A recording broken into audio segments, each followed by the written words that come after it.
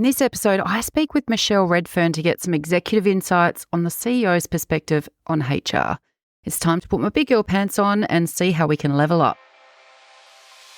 Welcome to Reimagining HR with Trina Sunday, the rule-breaking podcast where we challenge our thinking and our current people practices. This podcast is for time-poor HR teams and business leaders who are feeling the burn, lacking laughs, and not feeling the love. I'm Trina, your host, and I'm here to cut through the BS, explore different ways of thinking, and create high-impact HR functions. Because happier, healthier organisations are better for our people and our bottom line. So if you are keen to flip traditional HR on its head, hit the follow or subscribe button so you're the first to know when new episodes drop.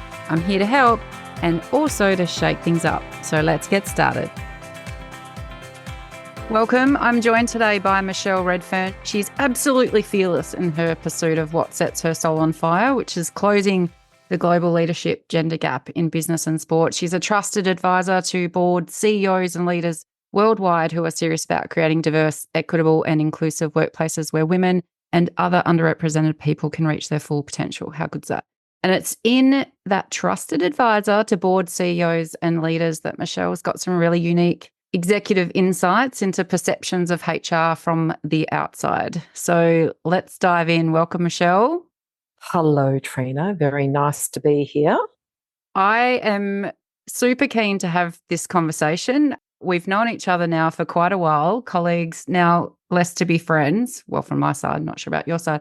But I think if we could start, maybe you could set the scene for us a little bit, just in terms of expanding, I guess, on what your exposure to CEOs and execs and boards has been, to give us some context around where your insights come from. Yeah, so my exposure really has been my own career. So up until 2015, 16, when I started my business, my experience as an operational and executive leader was leading small and large and medium-sized teams for a bunch of different organisations and having exposure to the HR world through my HR business partners, through the chief people officer, which really wasn't a term back then, but the chief people officer, the HR director. That's been my exposure. And I guess certainly as I became a people leader, particularly a senior and executive people leader, I always had an appointed HR business partner. And I had some great HR business partners and I had some not so great HR business partners.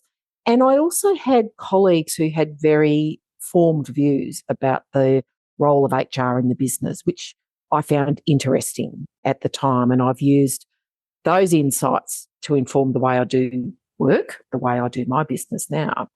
And then post my executive career, of course, in my own business, a great many of my clients are HR directors, chief people officers who are coming to me both from my own network and referrals from my network, which is awesome, to say, can you give us some help, Michelle, because we need to get some stuff moving on. Insert business problem here, whether it's closing the gender gap, the DEI strategy, whatever it may be. So that's where my perspectives have come from. And so you've had a lot of interactions, obviously, in terms of from a HR function, and we'll get to it in our chat in terms of kind of where you have some views around HR revolution and what needs to happen. But you're also doing a lot of work with business leaders and CEOs and boards who also have formed opinions about HR, right? And so part of what I always try and lean into is getting insights from people that don't work in the HR space, because that's where you have an opportunity to lean in. So I'm trying to put my big girl pants on, be mindful of my defensiveness in terms of a conversation and going into bat for my colleagues. But I think the reality is trying to actually understand what people are saying about us to know where we need to shift the needle, right? But before we kind of get stuck into the HR, I'm curious to know on the other side though, how are you viewing the caliber of organizational leaders right now? Like, where do you see leadership generally across boards, executive teams, business leaders, people leaders? Like, where do you think we are in the leadership landscape? Well, I can give the strategist's answer, which is that depends. And it really does depend on which lens you want to apply to that, Trina. And my other standard answer is highly variable. And, there is no one way to do leadership. There's about 1 million or more versions of leadership out there, right? my own version is a great leader is someone who can effectively lead themselves, others, and organisations to reach their full potential. And that takes a lot of really considered, developed, and intentional skills, characteristics, attributes to be that person. In general, and through the lens that I would typically apply, which is, are we helping every human reach their full potential in an organisation? Leadership is variable and it's pretty average, actually. There are some really great leaders out there. There's some really shitty leaders. And there's a bunch in the middle who are trying the best that they can possibly try, often under increasing pressure to do a whole bunch with not a lot. So highly variable is the short answer. I think that really relates, though, to if someone asked me a question of how do you see the HR profession right now, Trina? I think it's the same. So I think we have the same context that sits around, again, depends on your industry, depends on your landscape that you're working in, but we have exceptional practitioners, leaders in their own rights, change agents that are absolutely shaking things up with confidence, clarity, and purpose. And then we've got some who are probably a bit out of their depth and like lots of leadership roles. I think we have had a pocket of people being promoted probably above their expertise. And I know you've had a chat recently around accidental managers, so we can touch on that in a moment. Yeah. And then you've got a whole bunch of people who are doing the best they can, as you say, with what they have. And I feel like we have underinvested in HR to the same degree that we have underinvested in our people leaders and not given a really strong capability investment to make sure that we're actually purposeful, having an impact and focusing on the things we need to focus on, right? So I see huge parallels there. Most definitely. And the other thing with HR is that's a catch-all phrase for a whole bunch of different functions too. And there are deeply technical areas of HR. My exposure, certainly early and mid parts of my career, of course, were to the generalist HR person, maybe payroll, those kind of things. Later on, particularly as I became a hiring manager, it was the recruitment or the talent and sourcing function. And then certainly later on, starting to look at the analytics and the strategic, and of course, the industrial relations side, very relevant to the Australian landscape, workplace landscape. So, saying HR, that's a catch-all phrase. And I think where I see the parallels is where people leaders in the business have the most interaction with HR, which is those people who are going to help them create great workplaces, help them craft great strategy and then help them implement it. And I guess the perception is that sometimes we just bring HR in to help us stay out of jail or keep us out of trouble or, oh, hello, here comes the fun police kind of thing. I once had someone say to me when I worked for a very large bank, well, Michelle, you've always got to have risk and HR in the room because otherwise you get into trouble. I go, wow, it's a pretty negative way of looking at things because I see your risk partner in big organisations, your HR business partner and your finance business partner, they should be your best buds as a strategic leader because they are seriously going to help you be great and make great decisions if they're in tune. But if you're treating them like, oh, shit, I just have to have them here, well, we're not getting the greatest bang for our buck out of those functions. And I think it's interesting because I don't really know any other profession where we do expect so much of one person potentially because of the misunderstanding or the misperception around HR and generalist HR versus specialism and what's brought to the table. But even generalist HR is a superpower if done well through strategic partnering and being able to understand the risks of all the moving parts. Like that is a craft in its own right. But when I speak with CEOs sometimes, and some of them are mutual connections of ours that you might have introduced me to, or there's others that we are in the same sphere generally in terms of our work. But some of those CEOs, when they describe and when I've talked to them in my research around what makes great HR or how's your experience with your HR function, where could they level up? It's really interesting because those that have said to me is my HR function is fantastic have focused more on the administrative aspects of what HR does. And there's a language that came through in lots of that research and some of those chats around they're phenomenal. They do what I ask them to do. They just get stuff done. They make the things that I want to happen.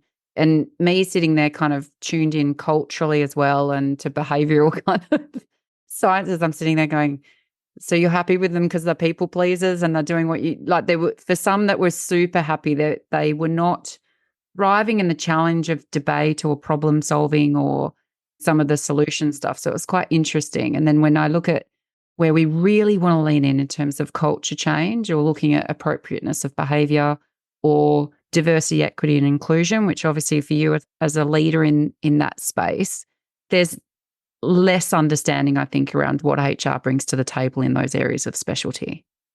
Well, I couldn't agree more. And I guess there's two analogies that I'd bring to that for your listeners is when you're ill, you go to a general practitioner who's got a lot of everything. Yes, some of them have some specialities, but, they are general in nature. And when the illness, problem or whatever needs a deeper dive, you're referred to a specialist who's going to help you with whatever that is going on. Just like when you think, oh, I need a person in technology, so I'm not going to go to the people who are responsible for developing code for our artificial intelligence engine to get my laptop fixed because it keeps having the blue circle of death on it. They're going to go, oh, I don't know how to do that. I code, right? So you're going to go to your IT help desk, again, who've got the ability to triage and look generally across and problem solve and then go, okay, now we need a deeper dive. HR is the same. So we have, you're right, those generalists who are able to triage. But I also think there's a real opportunity not just to problem solve, so not just to look in the rear view mirror, but to be looking out through the windscreen to say, where are we heading? What do we need to be focusing on? Or, what are the forces that are going to help us or hinder us achieving our business goals that relate to people and all of the things around people? So I see a great opportunity and certainly have had experience where HR business partners have been a strategic partner of mine in my business who've been able to say, hey, I'm bringing some insights here that we need to take a look at and say, are we prepared? Which, of course, is strategy. We need to say, where are we heading? How are we going to get there? What's going to be in the way? What do we do about that? What's going to help us? And how do we leverage it? And this is where I see, broadly speaking, an underutilisation of the HR function in that strategic capacity.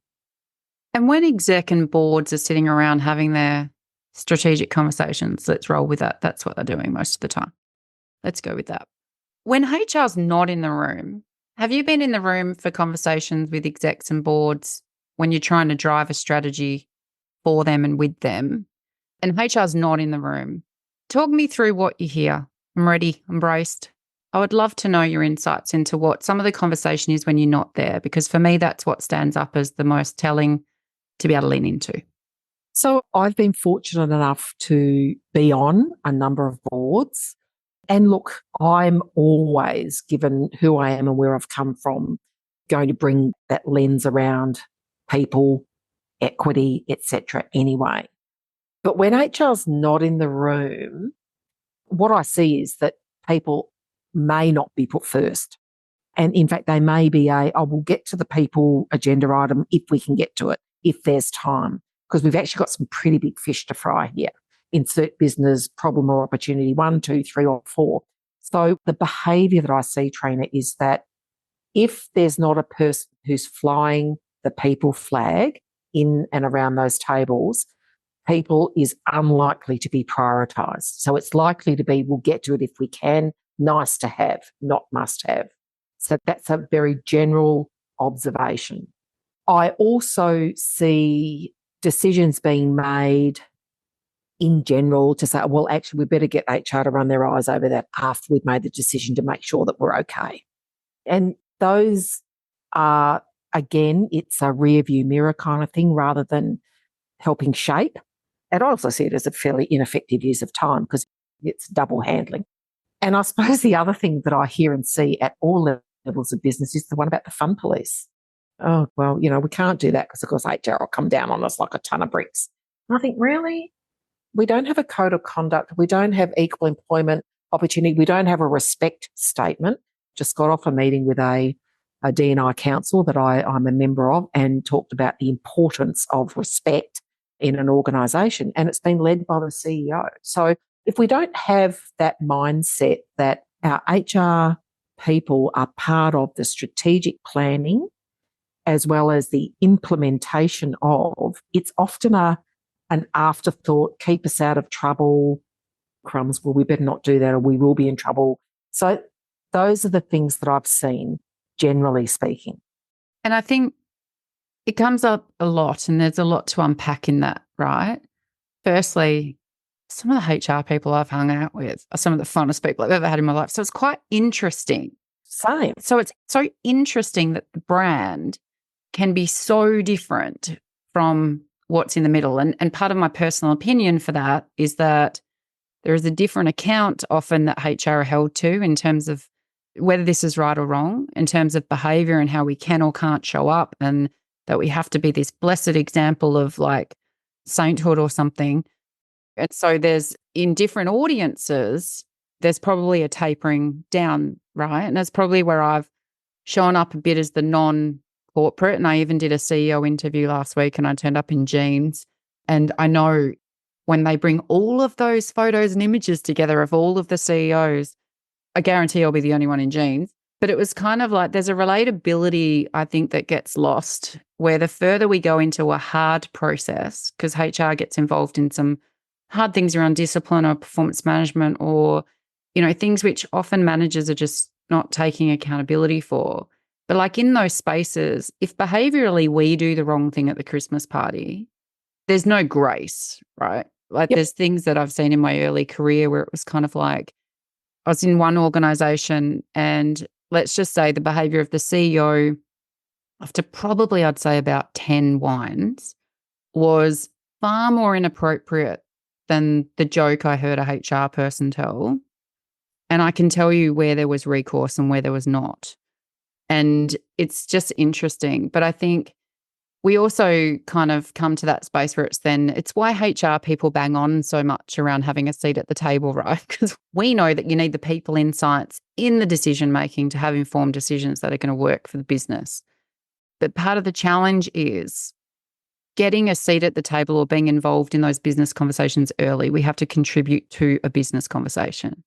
So it's about bringing the business agenda to the table, right?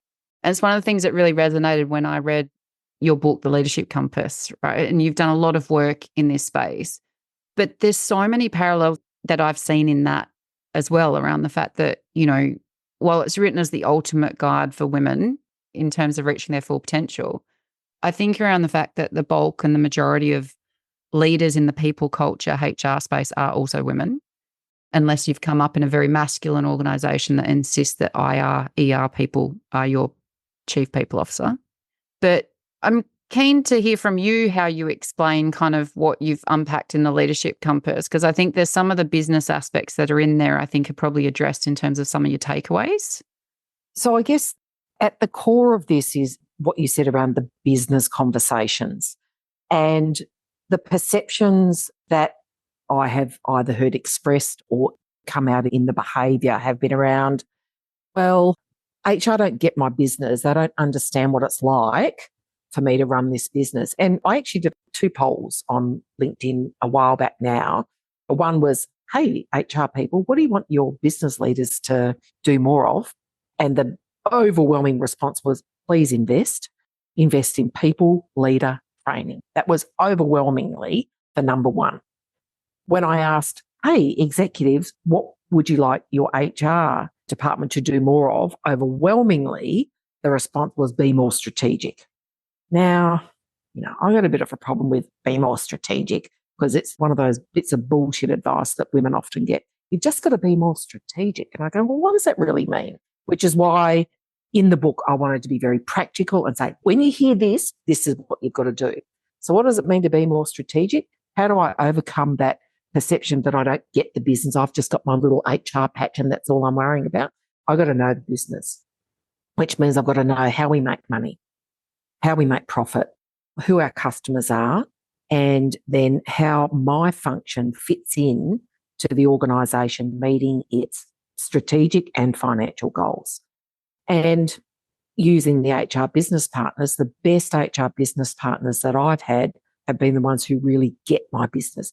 They've spent time in the business, so they know not just the people, but they know the widgets that we happen to be making, whatever the widgets are.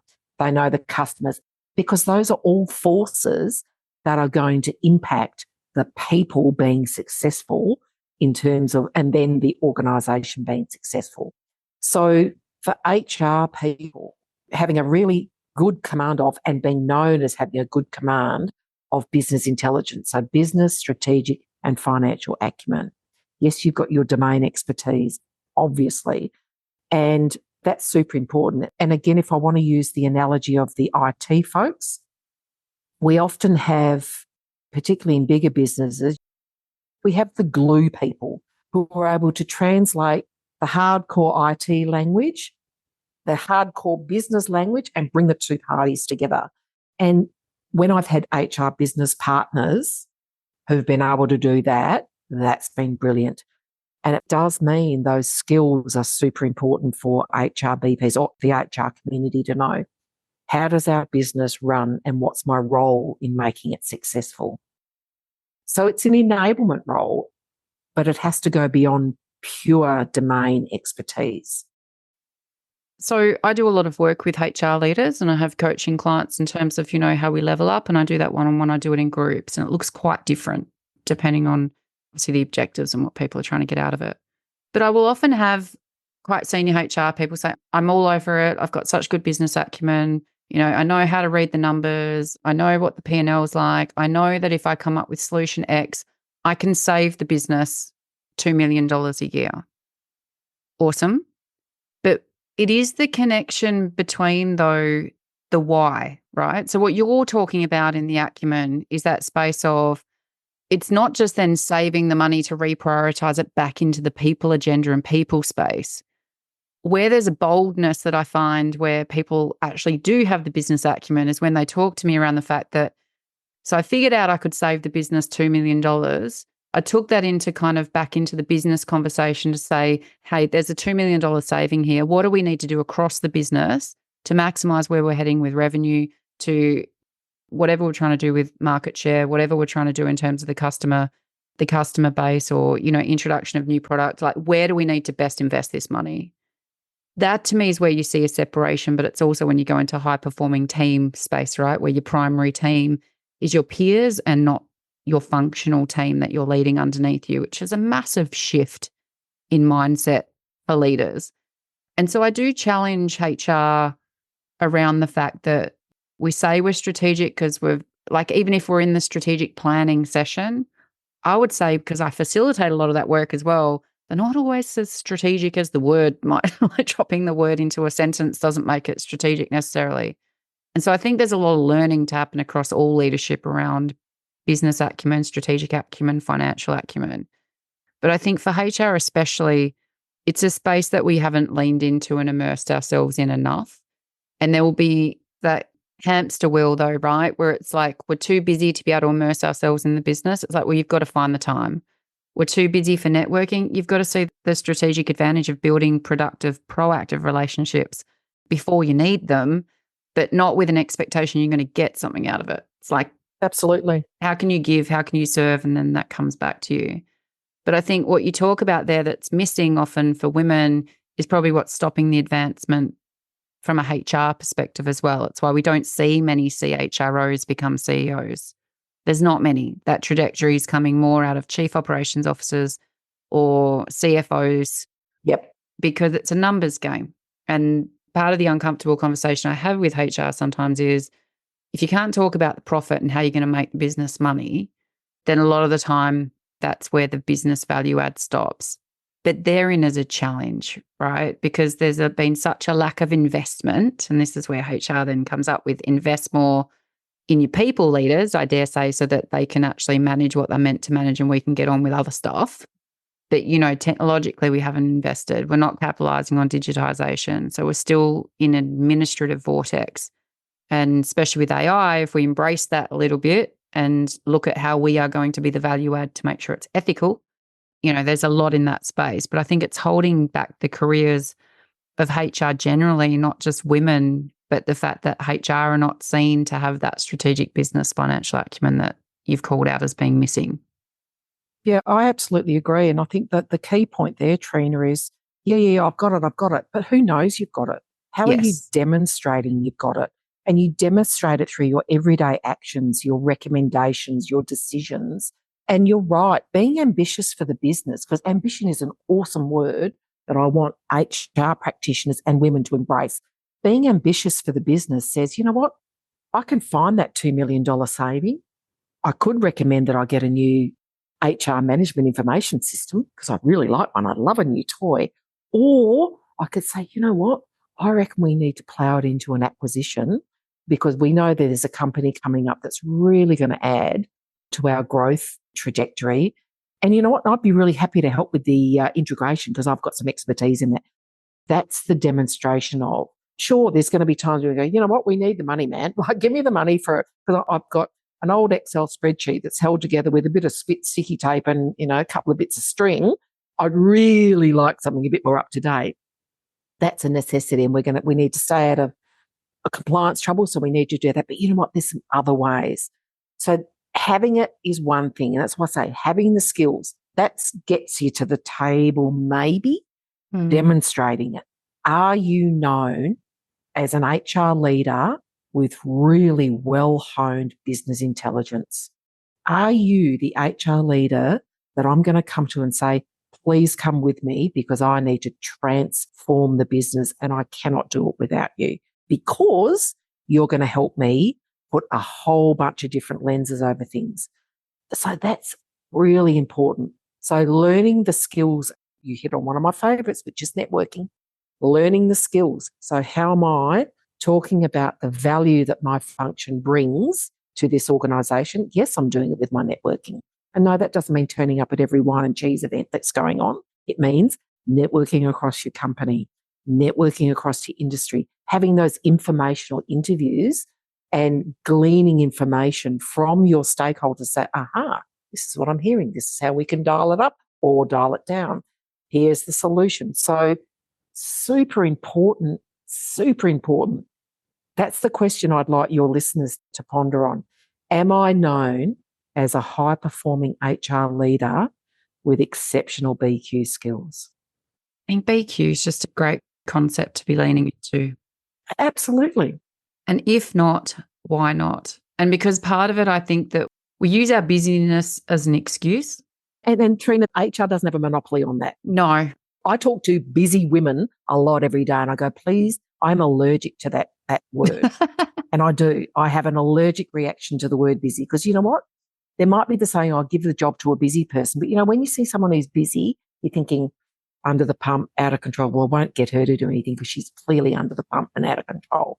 So stop with the busy. And this is the perception, right? It's the same with networking. It's like how you're being, busy. It's not a feeling word, right? And it's something I'm personally like pot, kettle, black, like I'm working on that because busy has been a response for me that I feel is programmed into my vocabulary. And so I'm actively trying to work on it. But I think we have a reputation for kind of positioning ourselves as the firefighters, right? That's the language. We're fighting fires all the time. We're fighting fires. But it's like, and I've had this conversation previously where it's like, but even firefighters are not out fighting fires all the time. So it's actually, no, look at the prevention, look at the proactive burn-offs, look at the maintenance of equipment, like getting ahead of the game, right? Like there's the forecasting as you talk about that forward thinking. But there's also when I think about what we're talking about here, I feel like there are manager mindsets. So when you say, oh, she's busy, I won't give her that thing. I think that's where we need to be mindful. And then when I think about the networking, I think there has to be a shift around that networking for something for me, right? And I think this is where I see it as an extension of allyship in action almost as well, where we can use this as a skill and a superpower in how we build relationships across lots of different spheres for different reasons and different opportunities to influence. But it is about being strategic about those networks. So it is about knowing that ICT are going to be your besties if you want to drive a digitization in your HR people landscape.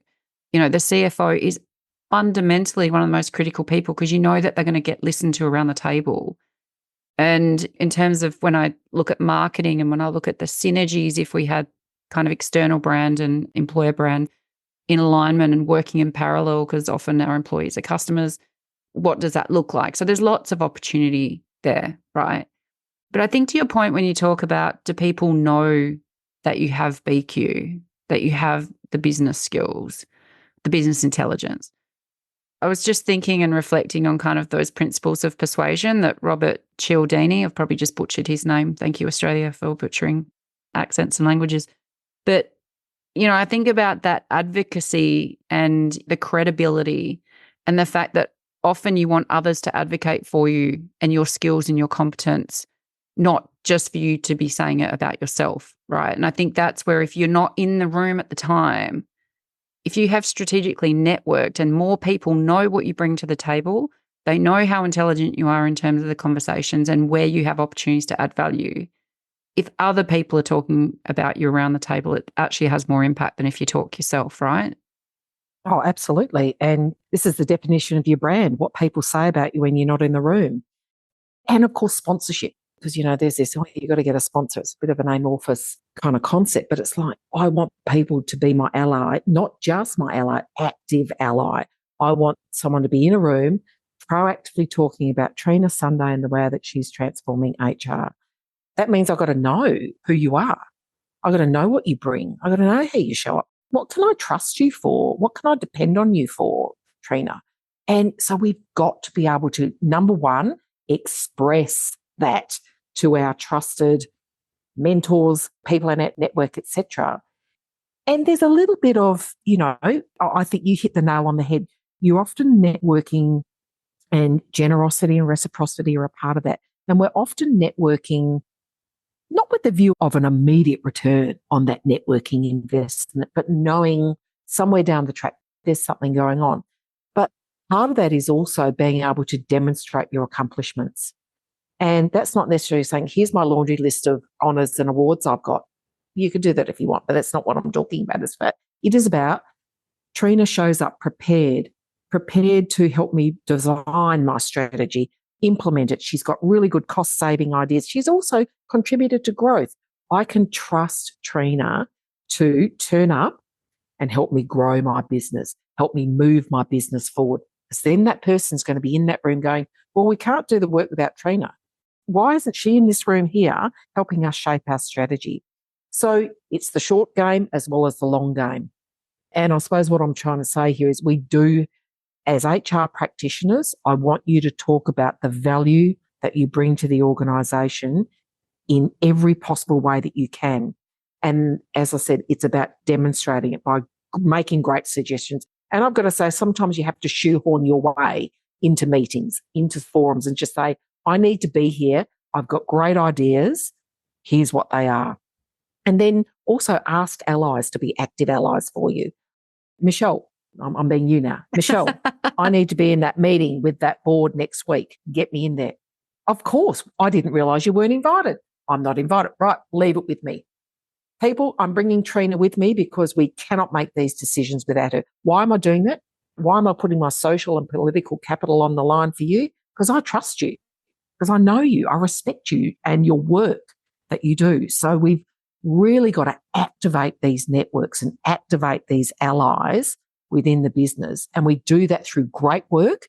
And we also do it by demonstrating often our great work.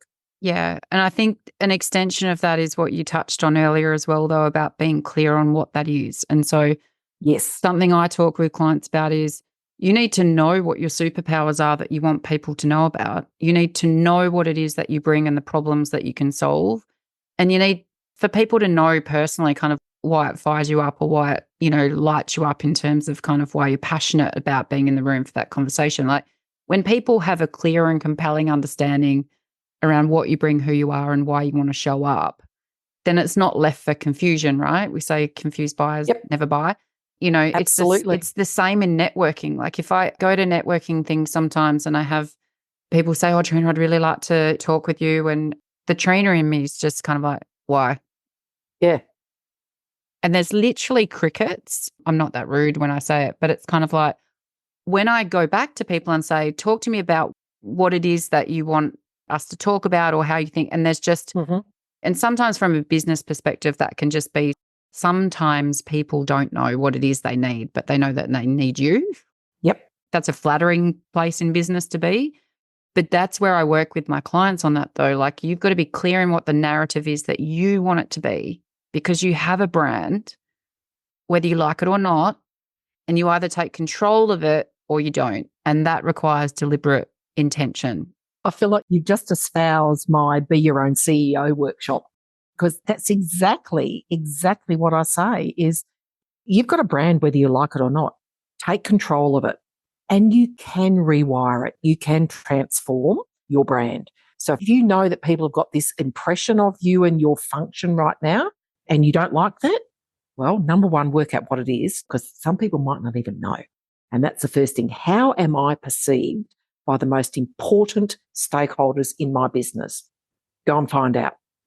Then, do I like that or not? Maybe not. What am I going to do about it? Have a plan. And that's a strategy, right? Have a plan. So what am I going to do?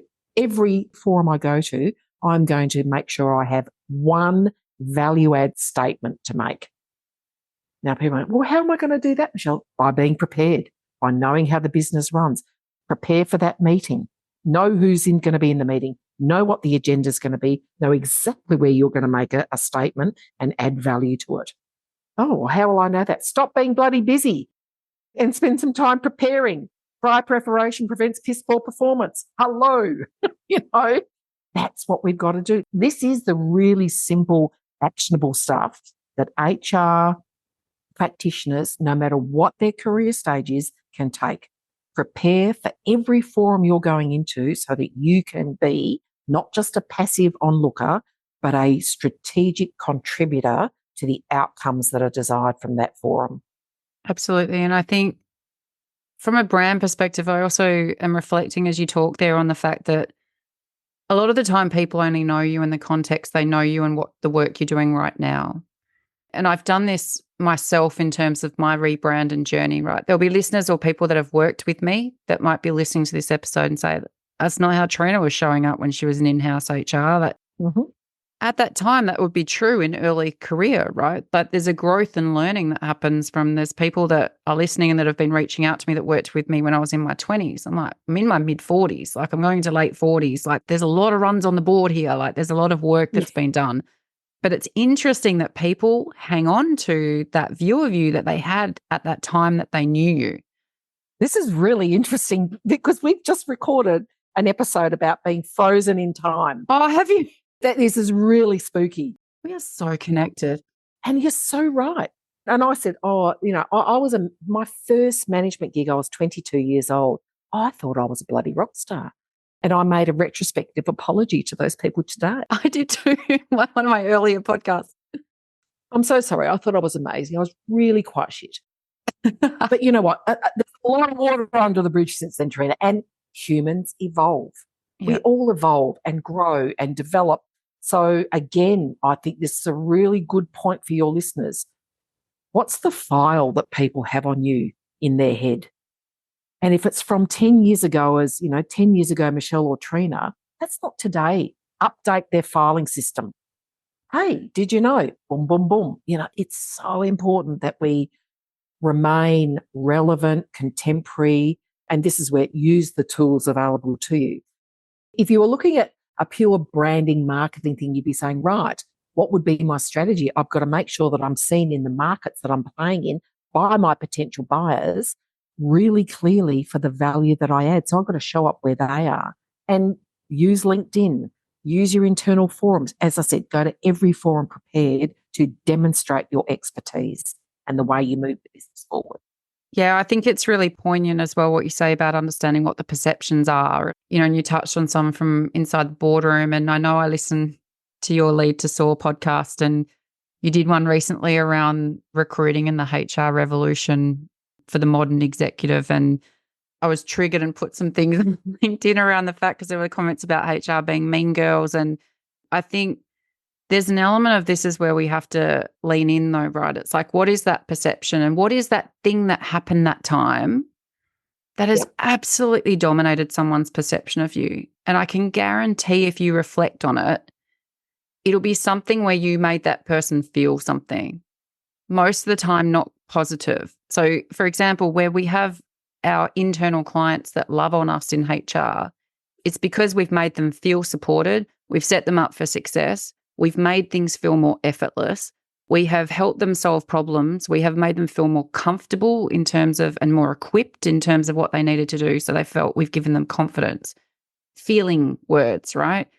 Where we have this perception and brand of not being a positive or a partner in the business, it's the frustration, it's the roadblock, it's the fun police because we made people feel like they couldn't, be in the moment the way that they were being in the moment, or that police connotation, it's because we made them feel constrained. We were the ones that were stopping or thwarting progress. And so I think it's trying to figure out what is the things we do that make people feel that. And then you look at kind of how you reposition it. But as you say, I like the filing idea of knowing, taking stock of if one of my strategic allies I need to build in the business is a CFO, and I know I had this thing a year ago with the CFO where we had a big disagreement about how to do X, you need to acknowledge that to know, well, how are you going to shift that impression? Yeah, and that is all very valid, and that is very good advice. It is putting the onus all on HR, though. And I actually want to put a bit of the onus back on management, back on the CEO and their team as well, because all too often I see the non-HR business leaders making the bullets and expecting HR to fire them. Oh, I've got a notable one at the moment in one of my client organisations, which I'm really unimpressed about. And it's like, it's a little bit like I want to be the good time leader. Oh, but of course, HR told me I can't do that. Have the gumption to say, we've got to make some business decisions here and we're going to make them. And I'm not going to default to, well, of course, HR made me say that. That's bullshit. And that's not collegiate. It's not ethical. And it does the HR team a disservice. And it's a gross abuse of power as far as I'm concerned. So my call to action here for leaders is don't always use the HR function as your, can you go and do the shitty stuff for us, please?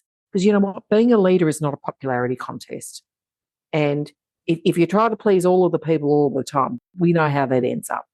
You can be a decisive, inclusive, amazing leader and still have to do hard shit. And you shouldn't always give that hard shit to HR to do because that's just not fair.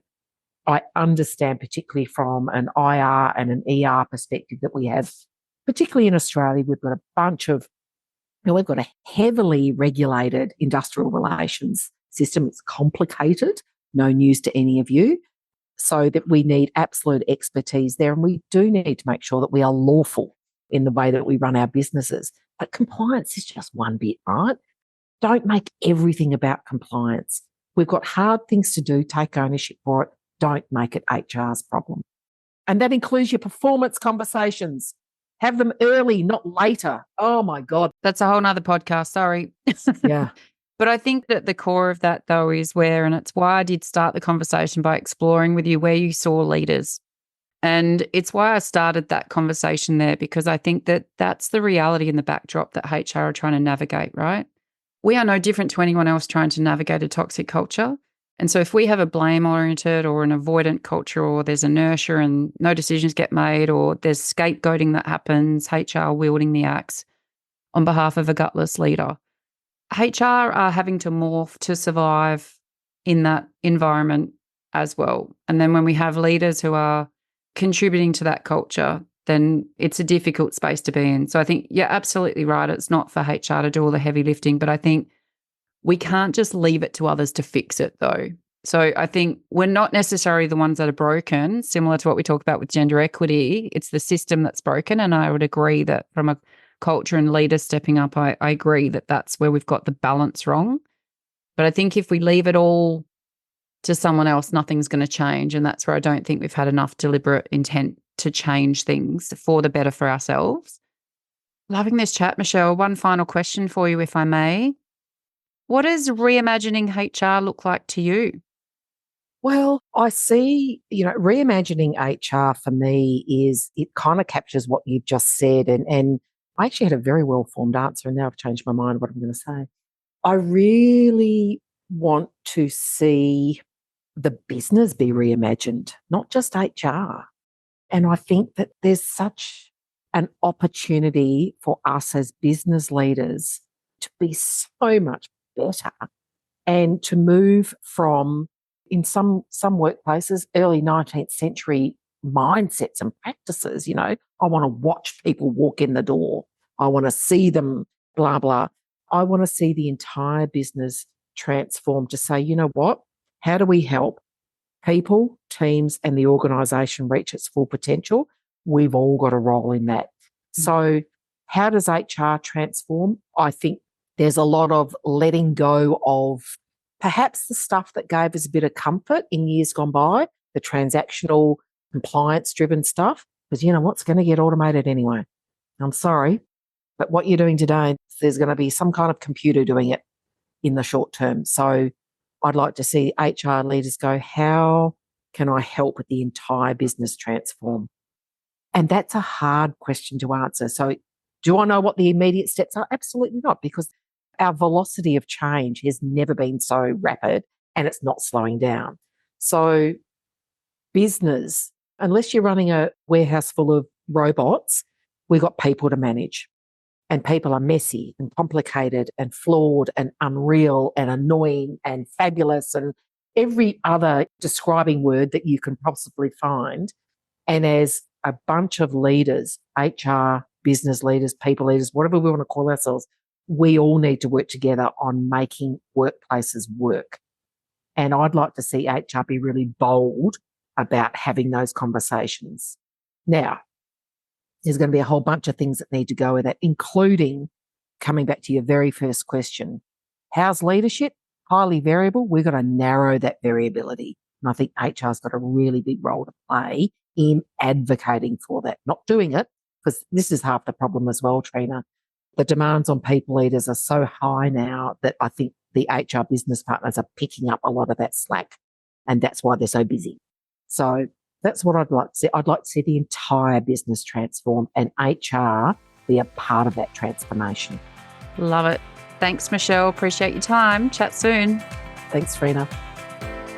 Thanks for tuning in and leaning in to this week's episode as we look to reimagine how we show up for our people, organisations and community.